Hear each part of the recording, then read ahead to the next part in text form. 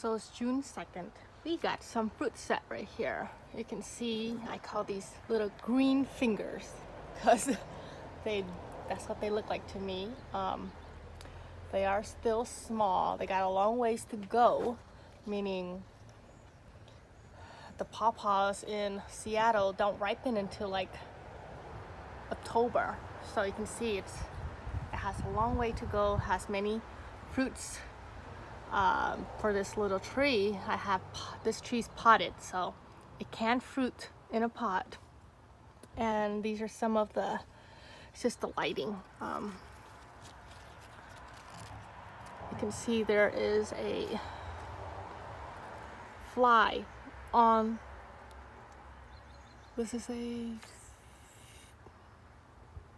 female flower, yep, pollinating the female flower from this is a male flower. You can see the petal fell out.